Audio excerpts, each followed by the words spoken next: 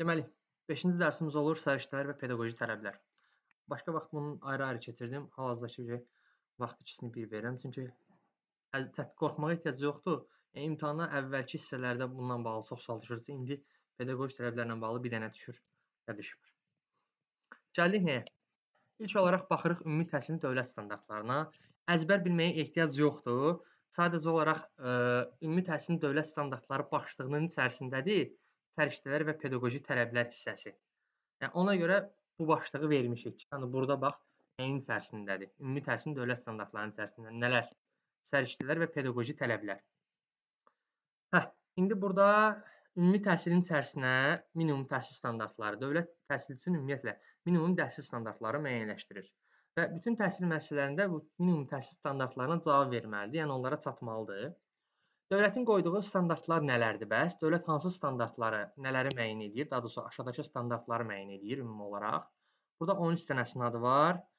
Biz bunların içərisindən belə deyək, bir dənə baxacağıq səriştələrə və tələblərə. Bir də onu deyim ki, bax burada ikinci var, ümumi təhsilin idarə olunması. Ümumi təhsilin idarə olunması, məsuliyyətin bölüşdürülməsi, varislik, bir də ki, nə idi ay Allah, o birinin adı yadımdan çıxdı. Estağfurullah. Məsuliyyətin bölüşdürülməsi, varislik, bir nə idi bəs? Hesabatlıq əsasında, 3 dənə prinsip əsasında. Məsuliyyətin bölüşdürülməsi, varislik bir hesabatlıq prinsipləri əsasında həyata keçirilir, amma bu lazımlı olan bir şey deyil. Bunu başını buraxın, çox bilməyinizə də ehtiyac yoxdur. Suallarda da görsəz heç görməyəsiniz açığı. İndi görsəz nəsə yazmaq olar. Elə çətin bir şey deyil. Nəsə bu getdi. Əsas bilməli olduğumuz nələrdir? Deməli hardaydı Allah səriştələr? Bax, bir bu 7-dir. Qoy bunu bununla yox, digərlə işarə edeyim, daha rahat olsun deyə, daha rahat görə biləsiniz deyə. Bir dəqiqə. Və bir bu 7-dir səriştələr hissəsi. Bir də ki, nəyə baxacaq? Əsas öyrənməli olduğumuz hissə pedaqoji tələblərdir. Və biz bu günləri öyrənəcəyik bu ikisini. Bunların içərisində, ümumi təhsilin dövlət standartları içərisində ikisini öyrənəcəyik. Səriştələr və pedaqoji tələbləri. İlk olaraq gələk səriştənin nə olmağına. Və səriştə haqqında burada uzun-uzadı yazılıb. Qısa olaraq oxuyub sonra da qısa olaraq izah verəcəm. Bir səriştə təhsil prosesində və həyatda mənimsənilmiş hər hansı bir fəaliyyət sahəsi, eləcə də şəxsi inkişaf, sosiallaşma və cəmiyyətə inteqrasiya, məşğulluq, ömür boyu təhsil üçün zəruri olan bilik, bacarıq və yanaşma və dəyərlərin məcmusudur. Yəni bu qısa olaraq desək, təcrübədir, səriştəli olmağımız deməkdir. Yəni dəyərlərə malik olmağımız deməkdir, təcrübəli olmağımız deməkdir, bacarıqlara malik olmağımız deməkdir. Adi belə götürün də, biri var səriştəli insan, biri var səriştəsiz insan. Səriştəsiz insan tez tələsir, hər hansı bir yerdə normal bacarıqlarını nümayiş elətdirə bilmir. Səriştəli insan isə təcrübəlidir. Yəni bir işlə bağlı səriştəlidir. Həmin işi digərlərindən daha sürətli görməyə bacarır, daha yaxşı görməyə bacarır, daha yaxşı məsələləri dərk edə bilir. Problemlər zamanı düzgün reaksiyalar verə bilir. Yəni səriştəli insanın olmağı, yəni bu deməkdir. Ümumi olaraq səriştə sözünün mənasını başa düşəsi olsaq, bu səriştələri anlamağımız çox rahat olacaq. Sonra ümumi təhsil pilləsində deyir səriştələr aşağıdakı təsnifata uyğun cədvəldə qeyd olunan təhsil səviyyələri üzrə qruplaşdırılır. Hansılardır? Təfəkkürlə bağlı səriştələrimiz var, 5 dənədir. İndi hamısını bir göstərəcəm. Fəaliyyətlə bağlı səriştələrimiz var və dəyərlər var. Bax, ümumi olaraq səriştələr bölünür neçə yerə? 3 yerə. Təfəkkürlə bağlı, fəaliyyətlə bağlı və üçüncü olaraq dəyərlər. İndi gələk bunların belə deyək də necə öyrənəcəyimizə. Bax, belə bir kitabınızda cədvəl var. Bu cədvəli əzbərləməyə ehtiyac yoxdur. Yəni səriştələrin məktəbə hazırlıqda, sonra ümumi təhsil, ibtidai təhsil səviyyəsində, ümumi orta təhsil səviyyəsində, tam orta təhsil səviyyəsində hansı deyək ki, təfəkkür, hansı səviyyədə necə olacaq, bunu əzbərləməyə ehtiyac yoxdur. Heç bu formada da imtahana düşmür. Demək olar səriştələrin imtahanı son illərdə sual görə bilməyəsiniz. Sadəcə olaraq öyrənməyimizdə məqsəd nədir? Ola bilər ki, hər hansı bir imtahanda görə biləsiniz və yaxud da ki, sınaqlarda qarşınıza çıxacaq. Ümumi olaraq həm də bilməyiniz vacibdir. Belə labüd. Yaxşı, gələk indi bunu necə öyrənəcəyik bəs. Mən sizə burada oturub yazılanları bir-bir dastan kimi izah eləməyəcəm. Yəni, onsuz da birinci sinif uşağı deyilik, yəni hamımız böyük fərdlərik və bunların nə olduğunu tam olaraq dərk edə bilirik. Yəni, çünki müəllimlərin çoxsunun yanaşması nədir? Oturub burada olanları cümlə-cümlə izah edirlər, oturub ona izah verirlər. Yəni, burada olanları izah eləmək üçün, yəni siz gərək ibtidai sinif səviyyəsində olasınız ki, mən burada olanları oturub kiməsə izah edeyim. Sadəcə olaraq bunun öyrənməyin yolunu Mən sizə bacardığım qədər izah edəcəm ki, necə rahat versiyada bunu öyrənə bilərsiniz. Öyrənmə yolu nədir bunun?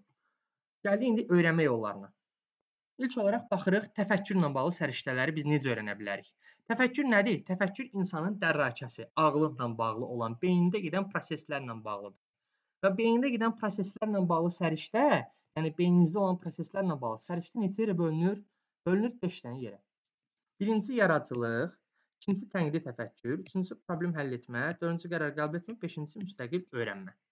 İndi yaradıcılıqla bağlı olanları necə tapacağıq ki, bu yaradıcılığa aiddir?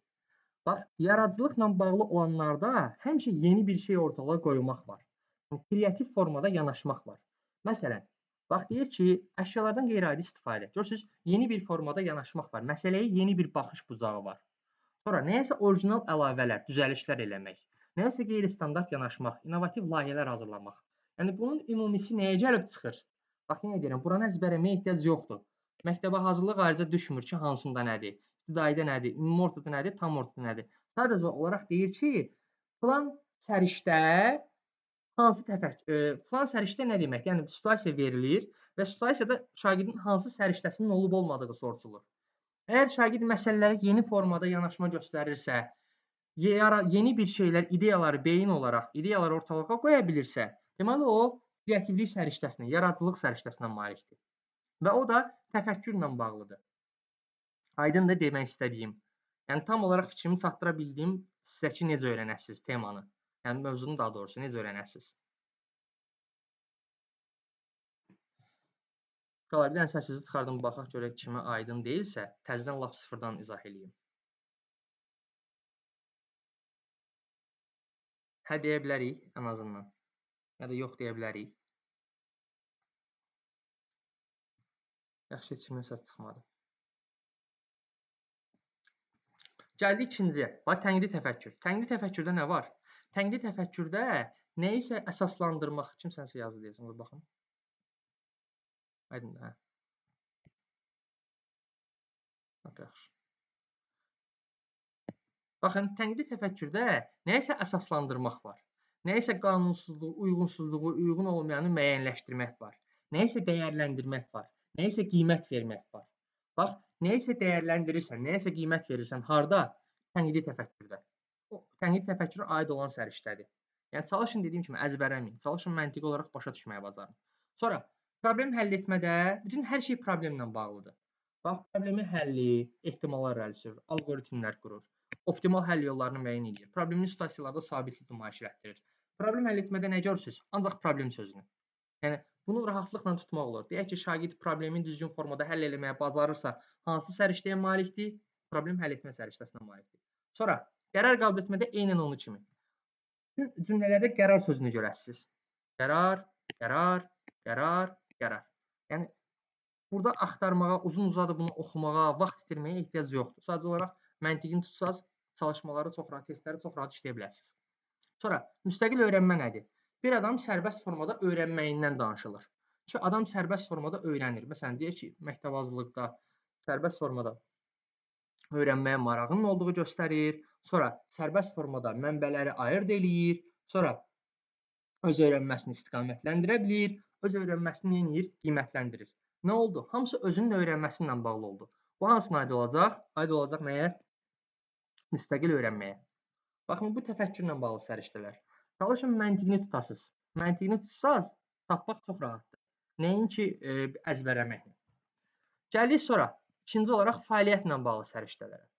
Bax, fəaliyyətlə bağlı səriştələr neçə yerə bölünür? Bu da bölünür 5 yerə. 1, 2, 3, 4 və 5. Ünsiyyət. Bax, ünsiyyətdə yalnızca ünsiyyət sözünü görərsiniz. Ki, adam neyinir? Ünsiyyət etiketlərinə riayət eləyir, ondan sonra öz fikirlərini ifadə edir, yəni ünsiyyət qura bilir. Ana dili və xarici dillə ünsiyyət qurur, ana dili və xarici dillə fikirlərini daha da yaxşı əsaslandıra bilir. Yəni ünsiyyət qurur, danışa bilir. Danışmaqla bağlı fəaliyyət nəyə aiddir? Danışmaqla bağlı səriştə nəyə aiddir? Ünsiyyətə aiddir. Sonra əməkdaşlıq. Bax, əməkdaşlıqda nə olmalıdır? Digər insanlar olmalıdır, kollektiv olmalıdır. Və əməkdaşlıqda sən həmişə kollektiv sözünü görürsən. Bax, kollektiv, kollektiv, kollektiv, kollektiv. Yəni, kollektivdə özünü deyək ki, düzgün aparmağa bacarırsa, kollektivlə işləməyə bacarırsa, bu adamda hansı səriştə var? Bu adamda əməkdaşlıq səriştəsi var. Əməkdaşlıq səriştəsi nəyə aiddir? Fəaliyyətə aiddir. Və bu formada tapırsınız. Sonra rəqəmsal savadlılıq səriştəsini söhbət edir. Rəqəmsal savadlılıqda İKT-ni görəcəyik. Bax, İKT-ni tanımaq, İKT-nin əhəmiyyətini dəyərləndirmək, ondan düzgün istifadə eləmək. İKT. Yəni informasiya, kommunikasiya texnologiyaları. Bunu görürüz olur hansı? Olur rəqəmsal savadlılıq. Sonra dördüncü, informasiya savadlılığı. Eynən burada da informasiya savadlılığı nə deməkdir? Məlumatlı olmaq, informasiyanı düzgün araşdırmaq, informasiyanı düzgün toplamaq, informasiyanı emal eləmək, onu düzgün işlətmək. Və görürsünüz, bu cümlələrdə nəyi görürük? İnformasiyanı görürük. İnformasiya savadlılığı olmaq o deməkdir ki, sən informasiyanın, topladığın məlumatlarla bağlı, belə deyək də, savadlısan. Onu emal eləyə bilirsən, onu düzgün axtara bilirsən, düzgün tapa bilirsən, belə. Sonra, maliyyə savadlılığı. Maliyyə savadlılığında büdcə və deyək ki, pul məsələləri söhbət gedir. Sahibkarlıq məsələləri söhbəti gedir. Nətər? Məsələn, deyir ki, pula qənaət, şəxsi büdcədən istifadə, istehlak davranışı, layihələr qurmaq. Yəni burada hamısı nəyi bildirir? Hamısının kökündə dayanan məsələ maliyyə savadlılığının puldur. Yəni pulla bağlı məsələləri bilmək, şəxsi büdcə ilə bağlı məsələləri bilmək, sahibkarlıq ideyalarının olmağa, sənin əlində olan istehlak mallarından düzgün istifadə eləməyin, istehlak davranışın, resurslara qənaətlə istifadə eləməyin, pula qənaət eləməyin, qənaətlə istifadə eləməyə bacarmağın, pulu düzgün bölməyin olur nə? Olur maliyyə savadlılığı. Nəyə aiddir? Fəaliyyətlə bağlı səriştələrə aiddir. Məncə bu da aydındır. Sonra gəldik dəyərlərə. Dəyərlər də özü bölünür 5 yerə. 1, 2, 3, 4 və 5. Deməli, milli kimliyin dərki və milli iftixar hissi. Bax, milli kimlikdə nə var? Milli kimlikdə var sənin dövlətin rəmzləri. Dövlətin rəmzləri və milliyyətçilik. Dövlətin rəmzləri və milliyyətçilik hardadır? Olur nə?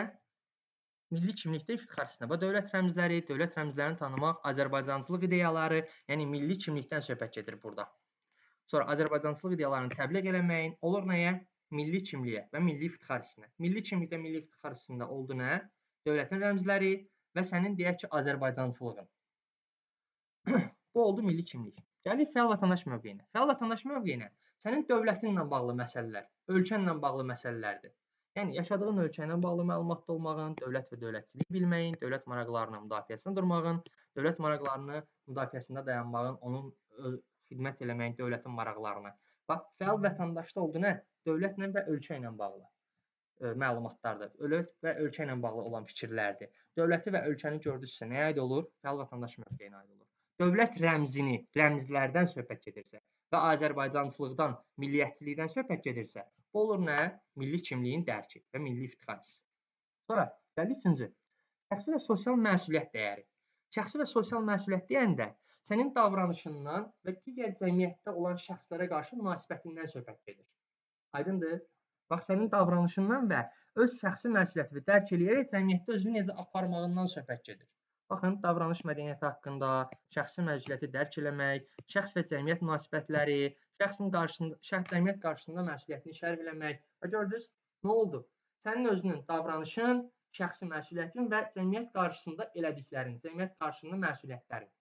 Bu, belə deyək də, dəyərlərə malik olmağın sənin şəxsi və sosial məsuliyyətinin olduğunu göstərir. Və biz bunu kimlərdə formalaşdırmalıyıq? Biz bunu təhsil alanlarda formalaşdırmalıyıq bir müəllim olaraq. Sonra, demokratiya və insan hüquqlarına hörmət. Bax, burada konkret olaraq insan hüquqları sözünü görərsiniz. Bax, insan hüququ, insan hüququ, insan hüququ, insan hüququ. Yəni, bu hüquqları müdafiə edilə bilər, mahiyyətini dərk edə bilər, insan hüquqlarını təsəvvür edə bilər, insan hüquqlarının vəzifələrini də bilə bilər. Bu olur nə? Demokratiya və insan hüquqlarına hörmət. Gəlir sonuncu və beşinci, mədəni müxtəlifliyə hörmət. Mədəni müxtəlifliyə hörmətdə də şəxsi və sosial məsuliyyətdə kimi başqaları olacaq.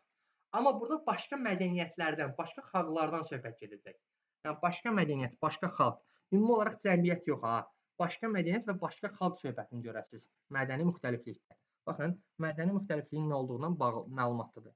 Müxtəlif dinlər, irqlər, xalqlar bunları qəbul edir. Birgə yaşayış qaydalarını, yəni müxtəlif xalqlarla birlikdə yaşayış qaydalarına əməl edir. Müxtəlif xalqların ayrı-seçkiliyini yol verilməz olduğunu bildirir. Və görürsünüz belə, müxtəlif xalqlar məsələsini. Biləsəz, bəs eləyir ki, bu nəyə aiddir? Bu, mədəni müxtəlifliyə hörmət prinsipinə aiddir. Dəyərinə aiddir.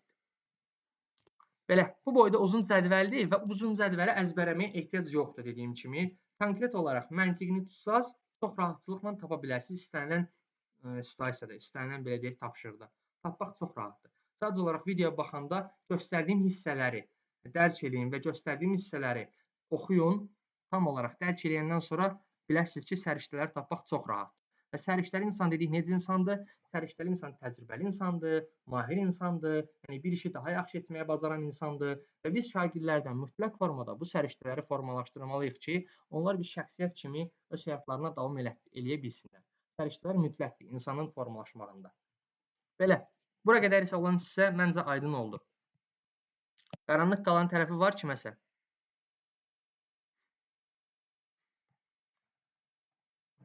Yaxşı, onda keçək digər hissəyə. Pedaqoji tələblərə.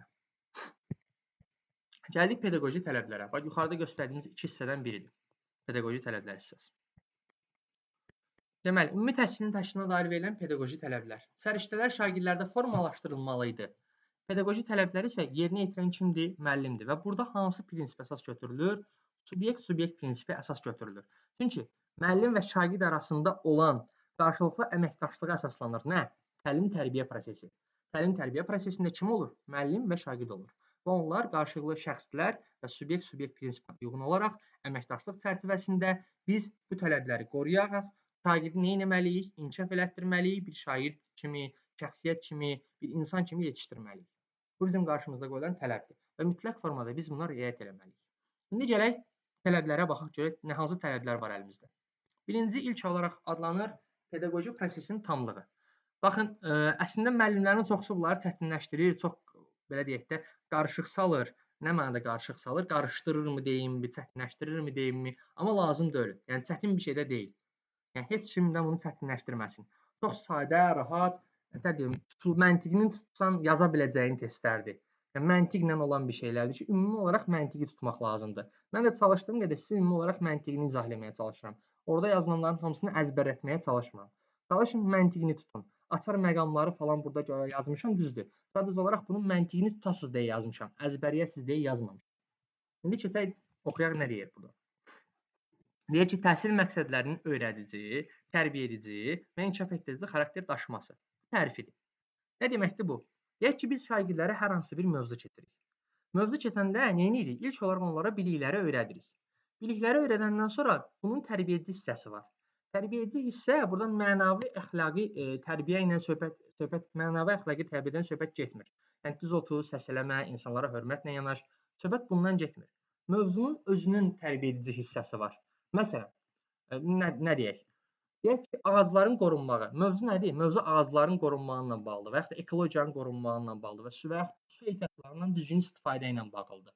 Çoxsun ətraflıqla bağlı deyirəm ki, izah etmək daha rahat olsun. Deyək ki, su ehtiyatlarından düzgün istifadə ilə bağlı mən dərs keçdim. Su ehtiyatları haqqında danışdım, bilikləri uşaqlara ötürdüm. Sadəcə olaraq mən uşaqlara demədim ki, ay uşaqlar, sudan düzgün istifadə etmək lazımdır ki, gələcək nəsillərə də su çatsın. Yəni sudan düzgün istifadə etməyin qaydaları haqqında şagirdlərə heç nə demədim.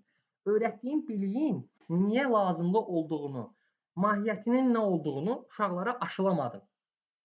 Nə etmədim? Deməli, tərbiyə edici hissəni şagirdlərə öyrətmədim. Aydındır? Mən əgər birini eləyib, birini eləmirəmsə, müəllim olaraq nə edirəm? Tamlıq prinsipini pozmuş oluram. Baxın, burada yazmışam açar məqamlar içərisində. Mən birinci öyrəcidən nə edirəm? Biliyi ötürürəm, düzdürmü? Amma tərbiyə edicidə öyrətdiyimin, o mövzunun tərbiyəci hissəsinin əhəmiyyətini uşaqlara vurğulamamışdım. Vurğulamamışdımsa, deməli nəyi pozmuşdum? Tamlığı pozmuşdum. Amma normalda nə etməliyəm? Su ehtiyatlarından düzgün istifadə ilə bağlı ötürdüyüm bilikləri həm də daha çox inkişaf elətdir, belə deyək də, artıraraq deməliyəm ki, su ehtiyatlarından düzgün formada istifadə etmək lazımdır, onlar gələcək nəsillərə çatsın, bunu eləmək lazımdır, vurğulamalıyam və şagirdlər bunu həyatda tətbiq eləyəcəklərsə, nə edəcəklər? İnkişaf eləyəcəklər. İnkişaf etdirici olacaq bu. Və burada çox vaxtı tərbiyə edici hissə ilə bağlı situasiyalar düşür. Məsəl üçün, deyir, müəllim filan şeyləri dedi, amma bunu eləmədi.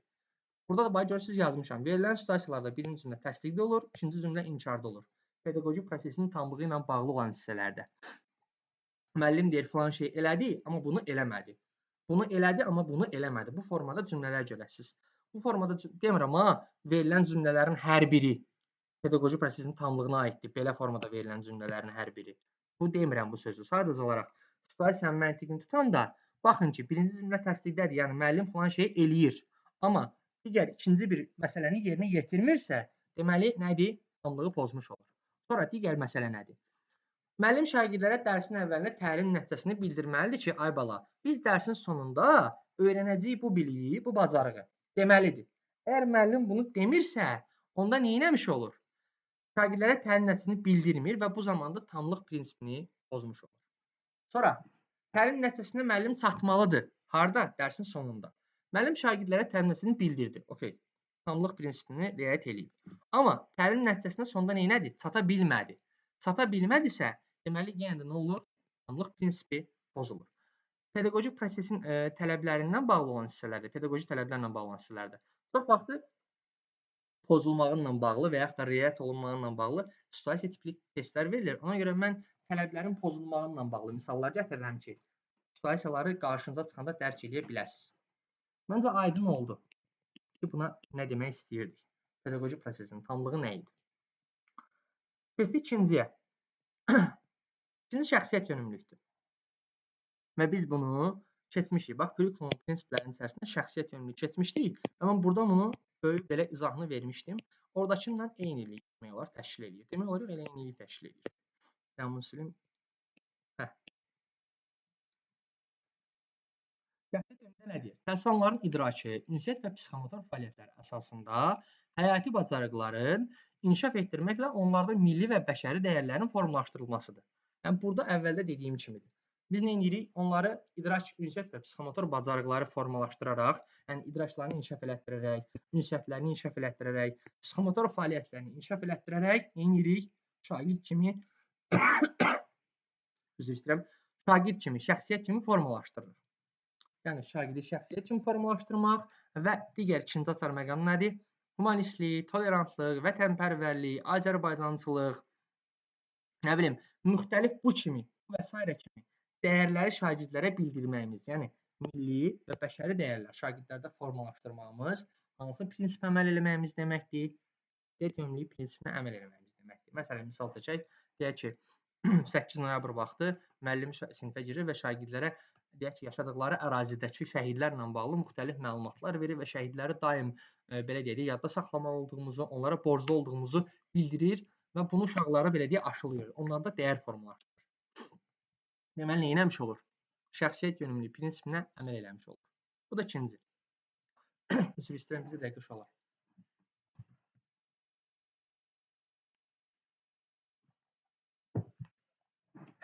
Baxaq üçüncüyə. Üçüncü deyir, məktəb valideyn əlaqələrinin tənzimlənməsi. Deyir, təhsil müəssisəsinin idarə edilməsində, təlim-tərbiyə prosesinin təşkili ilə bağlı problemlərin aradan qaldırmasında, müəssisənin inkişaf perspektivlərinin müəyyənləşdirilməsində valideynlərin rolunun təmin olunması. Qısacası, valideynlərlə əməkdaşlıq. Yəni, valideynlərin prosesə daxil olunması, valideynlərlə əlaqə qurulması, valideynlərlə əməkdaşlıq olunması, valideynləri müəssisənin inkişafında rolunu təmin olunması aiddir nəyə? Məktəb valideyn əlaqələrinin tənzimlənməsinə. Bu pedaqoji tələb çox asandır, yəni çox rahatlıqla tapa bilirsiniz. Məsələnin içərisində valideyn varsa, valideynlə əlaqə varsa, elə məktəb valideyn əlaqələrinin tənzimlənməsi pedaqoji tələbinə riayət olunmağımız deməkdir. Əgər deyək ki, müəllim valideynlə əlaqə saxlamırsa, valideynlə iclaslara dəvət eləmirsə, valideynlə hər hansısa bir formada şagirdinlə bağlı hər hansı bir məlumat vermirsə, valideynin məktəbə yaxınlaşmağa icazə vermirsə, bu zaman məktəb valideyn əlaqələrinin tənzimlənməsi prinsipi, pedaqoji tələbi pozulmuş olur. Məncə bu da aydındır, buna keçək. Sonra gəldik dördüncüyə. Dəstəkləyici mühitin yaradılmasına. Dəstəkləyici mühit yaradılması nə deyir? Təhsilin keyfiyyət göstəricilərinin yaxşılaşdırılması üçün zəruri infrastrukturun, sağlam mənəvi psixoloji mühitin, yaradıcı və təhlükəsiz təhsil şəraitinin təmin olunması. Nə deməkdir? Bax, deyir ki, təhsilin keyfiyyət göstəricilərinin yaxşılaşdırılması üçün zəruri infrastrukturdan söhbət edir.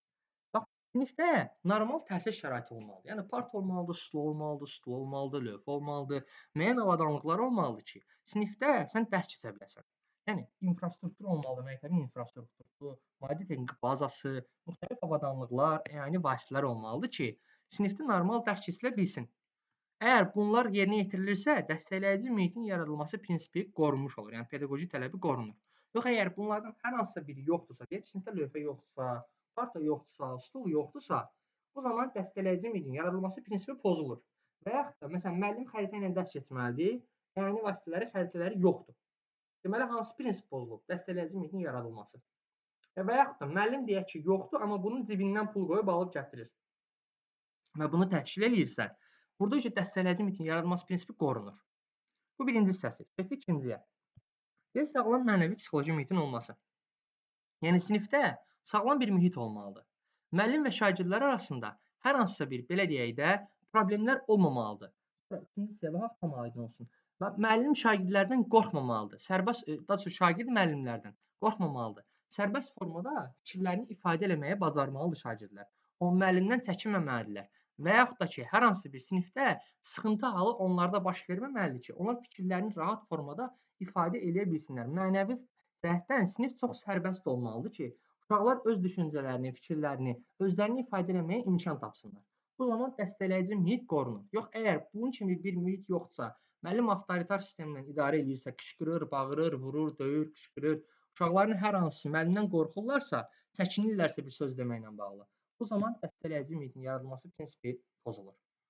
Sonra şagirdlər arasında münasibətlərin düzgün formada qorunmasını təmin etmək. Əgər müəllim şagirdlər arasında münasibətləri düzgün formada quraşdıra bilmirsə sinifdə, yəni bunu qoruya bilmirsə, bu zaman dəstəkləyici mühit pozulur.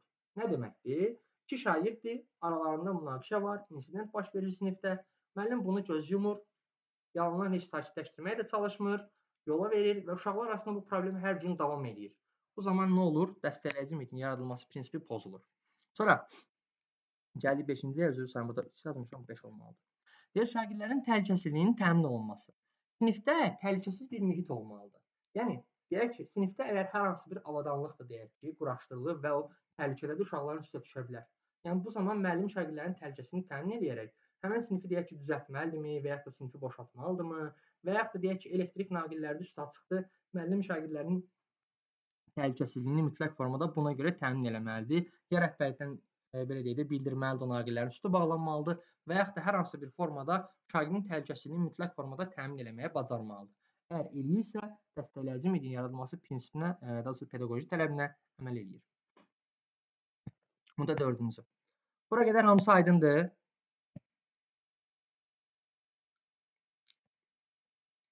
Qəşəng. Gəldik 5-ciyə. Şagird yönümlülük prinsipinə. 9 dənə ümumilikdə. Az qaldı. Şagird yönümlülükdə nə deyir? Təhsil fəaliyyətlərinin bilavasitə təhsilçilərin mənafeyinin müdafiəsinə, təhsil tələbatlarının ödənilməsinə, istedadlarının reallaşdırılmasına və şəxsiyyətlərinin formalaşdırılmasına yönəldilməsi. Burada elə birinci prinsipdə dediyimiz kimidir. Bax, burada görürsünüz, kurikulum prinsipində bunu izah eləmişdik. Tələbatı, marağı, şagirdin potensialını nəzərə almaq. Əgər bunu müəllim eləyirsə, deməli, şagird yönümlülük pedaqoji tələbinə əməl eləmiş olur. Açar məqamlar nədir bəs burada? Açar məqamlar ondan ibarətdir ki, dərs aktiv formada, yəni interaktiv formada həyata keçirilir. Dərsdə şagirdlər aktivdir, maraqlıdırlar, dərsə qoşulurlar. Bütün şagirdlər dərsdə iştirak eləyirlər. Müəllim dərsi daha formada, interaktiv formada təşkil eləyir. Şagirdlərin maraqlarına və istedadlarına uyğun olaraq, tələbatlarına uyğun olaraq dərsi qurur. Bu zaman olur necə? Şagird yönümlülük prinsipi qorunmuş olur. Daha doğrusu tələbi qorunmuş olur. Mən niyə bunu prinsip deyirəm, hələ bilmirəm. Sonra şagirdin istedadının reallaşdırılmasına şərait yaradır. Şagirdin bax, hər hansı bir istedadı var. Deyək ki, rəsm qabiliyyəti var və müəllim bu istedadı reallaşdırılmasına şərait yaradır. Müxtəlif belə deyək, tapşırıqlar zamanı ona rəsm çəkmək, hər hansısa bir belə deyək də, nəyisə əl qabiliyyətindən istifadə edir, nəyisə düzəltməklə bağlı tapşırıqlar verir. Qrup işi zamanı ola bilər, məsələn, belə şeylər. Bu zaman müəllim nə edir? Şagird yönümlülük pedaqoji tələbini qorumuş olur. Əgər istedadının reallaşdırılmasına şərait yaratmırsa və dərsin interaktiv formada keçmirsə, şagird yönümlülük prinsipini, tələbini pozmuş olur. Burada yazmışam bir dənə hissəni. Şəxsiyyətin formalaşdırılmasına yönəldilməsi. Siz şəxsiyyət sözünü görüb şəxsiyyət yönümlülük götürə bilərsiniz, amma bu şəxsiyyət yönümlülükdə deyil. Hardadır? Şagird yönümlülük tələbinə aid olan bir cümlədir. Yəni şəxsiyyətin formalaşdırılmasına yönəldilməsi. Bunun bir izahı yoxdur.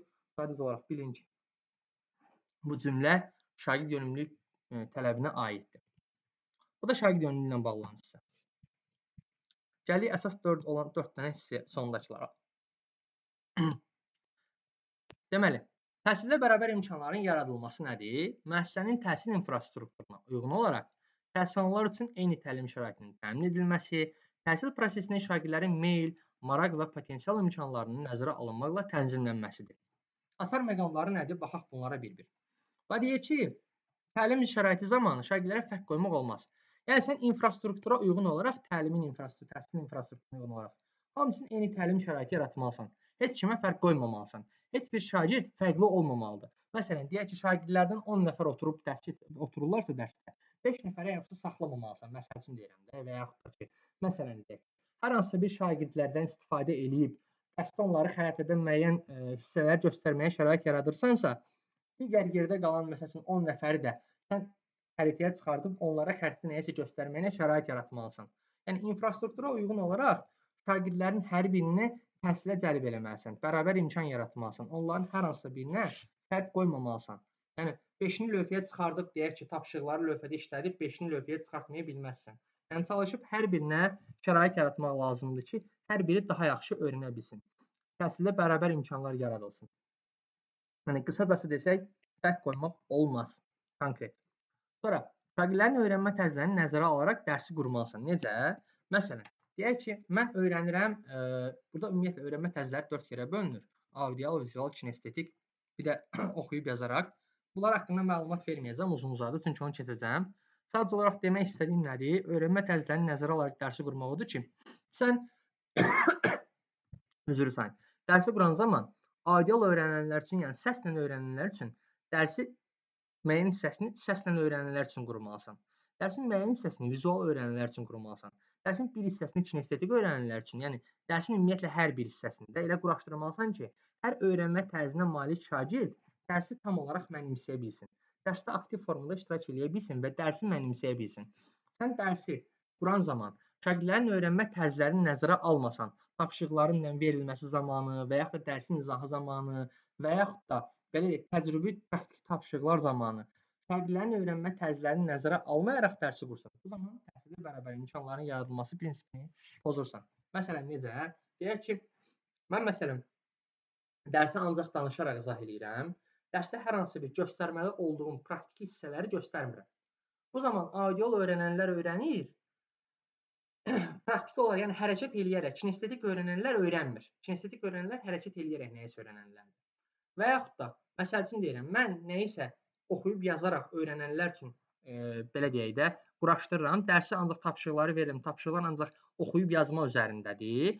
Amma oxuyub yazmaq üzrə öyrənənləri nəzərə alıram, amma vizual olaraq tapşırıqları mən rəsm belə deyək də, qrafika, cədvəl formasında yerinə yetirməyə icazə vermirəm.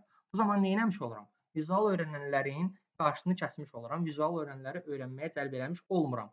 Bu zaman nəyi pozmuş oluram? Təhsildə bərabər imkanların yaradılması prinsipini pozmuş oluram. Bu da ikinci də belə. Sonra şagirdlərə differensial yanaşmaq lazımdır. Yəni hər bir şagird fərqlidir. Hər bir şagirdin istəyi də fərqlidir, arzusu da fərqlidir. Elə öyrənmə tərzlərini nəzərə almağımı həm də differensial yanaşmağım deməkdir. Hər şagirdin öyrənməsini nəzərə alıramsa, müxtəlif formada qəbul etməyini nəzərə alıramsa da, dərsimi differensial formada qururamsa, şagirdlərə differensial formada yanaşıramsa, təhsildə bərabər imkanların yaradılması pedaqoji tələbini eləmiş oluram. Mən yenə prinsip eləmiş olaram. Ağzımda prinsip. Sonra şagirdlərin maraqlarını nəzərə alaraq təlimi uyğun qurmalıyıq. Yəni şagirdlərin maraqlarını önə çıxartmalıyıq, maraqlarını nəzərə almalıyıq. Hə, marağını nəzərə alaraq dərsi qurursansa, məsəl üçün, uşaqlar deyək ki, qrup formasında dərs istəyirlər, sən müəllim olaraq qoymursan. Deyirsən, yox, nə qrup, hamı fərdi öyrənəcək, fərdi formada, iş formasından istifadə edirəm indi. Və bu cür bərabər imkanların yaradılması prinsipini pozur. Yox, onların istəyini nəzərə alaraq dərsi qrup formasında qurursansa, bu zaman bərabər imkanlara əməl edirsən. Bu da dördüncü. Hə, bir də bir şey deyim. Maraq tələbat söhbəti şagirddə də var, təhsildə bərabər imkanlarda da var. Variant olaraq çıxanda qabağımıza bunlardan yalnızca biri çıxacaq. Əgər orada maraq və tələbatlar söhbəti varsa, şagirdlərin arzuları, istəkləri, maraqları məsələsi varsa, variant olaraq ya şagird yönümlülüyü verilir düzgün variantlarda, ya da təhsildə bərabər imkanların yaradılması verilir. İkisi də birlikdə düzgün variant olaraq verilmir heç vaxt. Bunu da yadınızda saxlayın. Sonra gəldik inklüzivliyə. İnklüzivlik nədir? İnklüzivlikdə deyir ki, fiziki, psixi və intellektual xüsusiyyətlərindən asılı olmayaraq təhsilin bütün uşaqlar üçün əlçatan olması. Yəni mən sinifdə fiziki sağlamlığı zəif uşaq varsa, psixi sağlamlığı zəif uşaq varsa və intellektual xüsusiyyətlərinə görə zəif şagird varsa, Bunları da nəzərə alıb, təhsili onlar üçün də elə qurmalıyam ki, onlar da təhsil ala bilsinlər. Onlar üçün də təhsil əlçatan olsun. İnklüzivlik sırf fiziki sağlamlığı məhdud olan uşaqlar üçün nəzərdə tutulmuş təhsil forması deyil. İnklüzivlik həm də psixi və intellektual xüsusiyyətləri nəzərə almaqdan söhbət gedir bu pedaqoji tələbdə. Və açar məqamlar nədir? Şagirdlərin idrak səviyyəsini nəzərə almaq. Deyək ki, burada hansısa fiziki sözünü görsək və psixi sağlamlıq sözünü görsək situasiyalarda, onsuz da inklüzivliyi götürəcəyik. Burada biraz intellektual olan bizi qarışdıra bilər. İntellektual nə deməkdir? Bəs şagirdlərin idrak səviyyələrindən söhbət gedir burada. Məsələn, sinifdə idrak səviyyələri aşağı olan, yəni gec qavrayan, çox zəif qavrayan 2 uşaq var. Və mən dərsi quran zaman bunları nəzərə almıram. Onların oxuyub oxumağı mənim üçün maraqlı deyil. Bu zaman mən nəyi pozmuş oluram? İnklüzivlik prinsipini pozmuş oluram. Yox, əgər mən həmin 2 uşağı da nəzərə alaraq təlimi ona uyğun qururamsa, onlara da təhsil verməyə bacarıramsa, onları da təhsil prosesinə cəlb etməyə bacarıramsa, deməli nə etmiş oluram? İnklüzivlik prinsipinə əməl eləmiş oluram. Sonra zəif şagirdləri inkişaf elətdirmək, prosesi cəlb etmək. Baxın, necə dediyim kimi, idrak səviyyələrini nəzərə aldım. Onlara uyğun olaraq da zəif şagirdləri nə etdim? Prosesi cəlb elədim və onları da inkişaf elətdirdim. Bundan əlavə mən nə edirəm? İdrak səviyyələrini nəzərə alaraq məsələn tapşırıq verirəm uşaqlara. Uşaqlar dərsdə tapşırıqlar işləyirlər, amma yalnız bu tapşırıqlar çətin tapşırıqlardır və bu tapşırıqları ancaq güclü uşaqlar işləyə bilirlər. Zəif uşaqlar işləyə bilmir. Mən nə edirəm? İnklüzivlik prinsipini pozuram da. Niyə? Çünki bütün uşaqları mən təhsilə cəlb eləməli idim. Amma nə etdim? Uşaqların idrak səviyyələrini nəzərə almadım və yalnızca yüksək səviyyəli şagirdlər tapşırıqları yerinə yetirə bildi. Zəif səviyyəli şagirdlər tapşırığı yerinə yetirə bilmədi. Burada nə pozuldu? Burada inklüzivlik prinsipi pozulmuş oldu. Baxın, burada qarışıq sala biləcəyiniz bir dənə şey var. Nədir qarışıq sala biləcəyiniz? Təhsildə bərabər imkanlarda da uşaqlara nəzərə almalısan. Burada da nəzərə almalısan. Bax, burada idrak səviyyələrini nəzərə almalısan.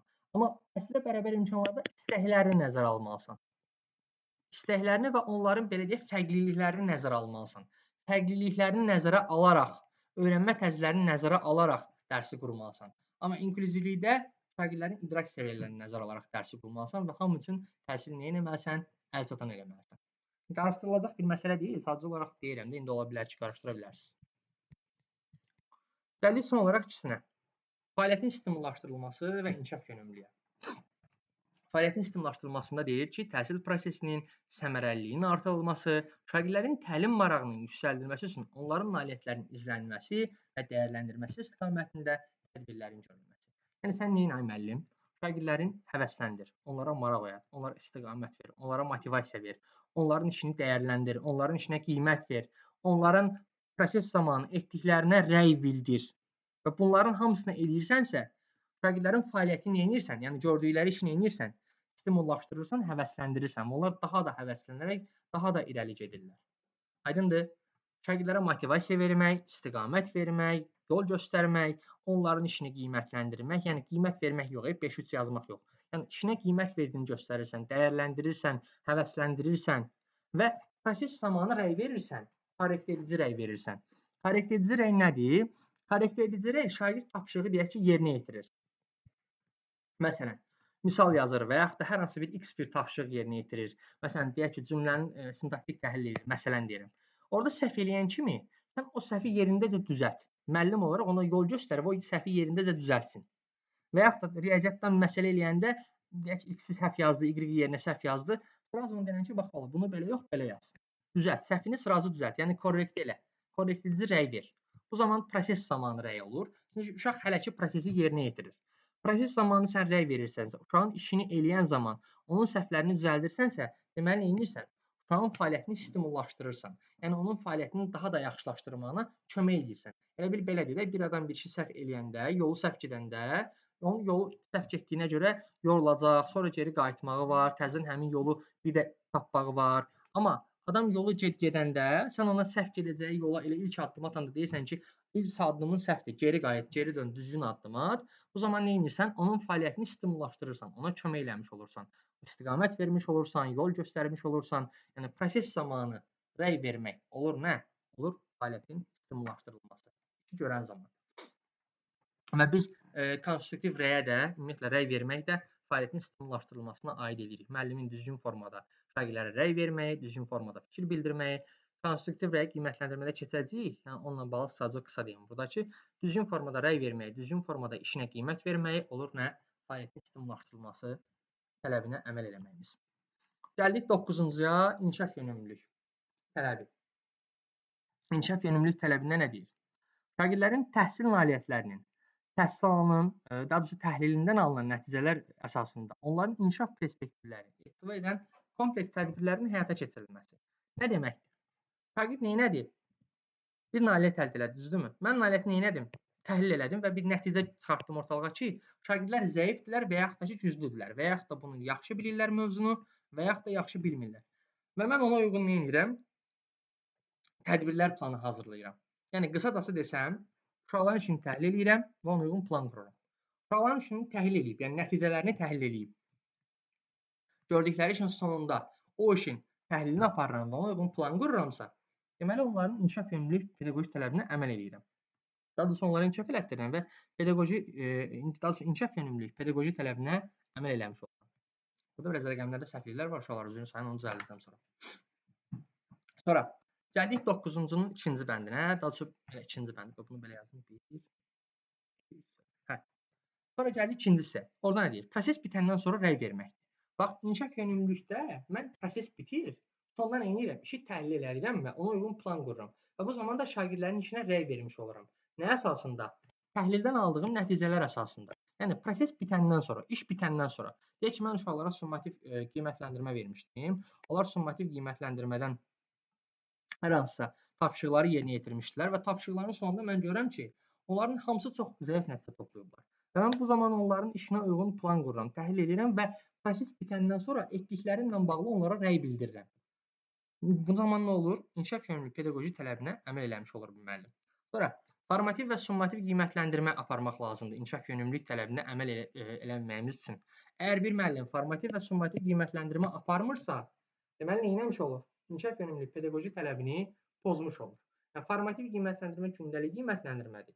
Summativ qiymətləndirmə yekun qiymətləndirmədir. Və bir müəllim bunların hər ikisini yerinə yetirməlidir. Əgər yerinə yetirmirsə, inkişaf yönümlülük pedaqoji tələbini pozmuş olur. Belə, bu da 9-cu pedaqoji tələb. Düzdür, mən bunu prinsip deyirdim 2 dəqiqədən bir, o da zürü sayında da ağzım öyrəşib deyək. Gəldik nəyə? Öyrəndiklərimizi qısalaşdırmağa. Öyrəndik nəyi bu günləri? Səriştələri və pedaqoji tələbləri. Səriştələr cədvəldədir, elə çətin deyil. Göstərdiyim kimi hər birini öyrənmək olar. Səriştələr 3 təsnifat olaraq 3 yerə bölünürdü. Təfəkkürlə bağlı səriştə, fəaliyyətlə bağlı səriştə və dəyərlər. Səriştələrin hər birini cədvəl üstündən göstərdim. Çox rahatdır, səriştələri tapmağınız çox asan olacaq. Əsas məsələ pedaqoji tələblərdir. Çünki situasiya tipli suallar pedaqoji tələblərlə bağlıdır və pedaqoji tələblərin də hər birini izah elədim. Tamlıq 1, şəxsiyyət yönümlülüyü 2, məktəb valideyn əlaqəsi 3, dəstəkləyici mühit 4, ondan sonra şagird yönümlülüyü 5, təhsilə bərabər imkanların yaradılması 6, inklüzivlik 7, fəaliyyətin stimullaşdırılması 8, inkişaf yönümlülüyü 9. Və hər birinə aid olan açar məqamları da həm PDF-də qeyd eləmişəm, həm də ki, dərsin özündə belə vurğuladım. Belə, bugünkü mənim danışacaqlarım hissə bu qədər.